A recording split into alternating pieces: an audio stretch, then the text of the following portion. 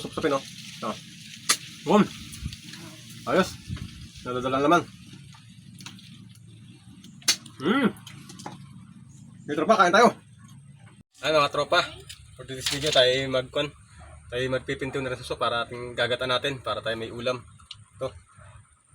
Ito mga tropa, oh. Ito.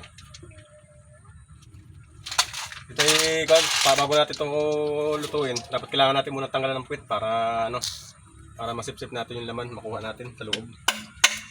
Yan mga tropa, ganito. Kailangan natin siyang putulin.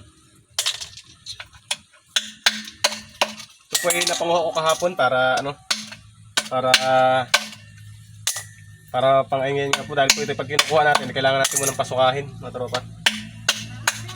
Ito po ay ang tawag po dito ay yung tamis, yung susunglabian po ang tawag dito sa amin. Dito sa amin sa Mindoro. Kaya mga tropa, paki-comment na lang po kung anong tawag dito sa inyo.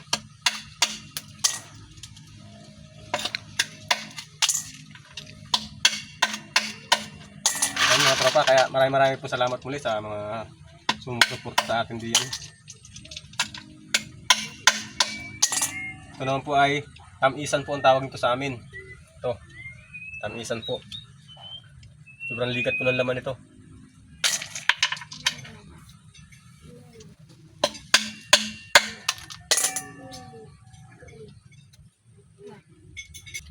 Ayan mga tropa, nalilisan na natin.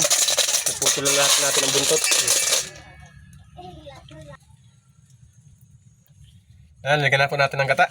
Tayo po dito na ng pantikit sa taas sa atin. Lagyan na rin po natin rin sibuyas at bawang. Pagsabay na rin natin. Para pampalasa. Lagyan na rin po natin kunting asin. Timplahan na po natin na rin gata natin para pag nilagyan natin po yung suso ay isang kulo o dalawang kulo lang po mga tropa, kasi pag nasubrahan ay hindi nyo na po masusupsup yung laman dahil susubra na po sa luto agad yun. Dapat mabilis lang yung luto. Tropa, saka po natin lalagay ang suso kapag nakakulo na po ang gata natin. Ayan, nilagay po natin. Dahil po pag nilagay agad po natin hindi pa siya nakakulo ay baka po kumaol. Kaol po yung tawag doon. Yung pag halos na huy malabit ang uso nyo kasusupsup, hindi nyo po humakuha ang laman na rin pag nasubrahan ho ng luto. Kaya ang teknik ko na rin ay pinapakulo muna ho ang gata saka ho ilalagay ang talagang ating susong natin na panguhang aray. Yan, haluin na ho natin ang kainting oras para mag-balance po ang kanyang pagkulo. At sa maliit natin pong kabalik natin siya niluto lang. Yan mga tropa. Ilang minuto lang po ito. Kailangan na din po natin hanguin dahil nga po ay pag nasubrahan po siya ng luto ay nahihirapan po siyang supsupin. Yan mga tropa, hanguin na po natin to dahil bawal nga po sa masubrahan. Sige.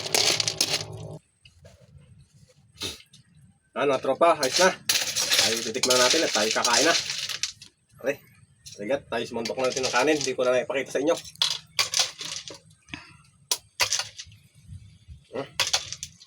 Tikman nga natin tropa. Kung nadadalang ang laman. Oh. Ito tropa. Dito nyo lang susupsupin, oh. Oh. Boom. Ayos. Nadadalang laman. Dito tropa, kain tayo.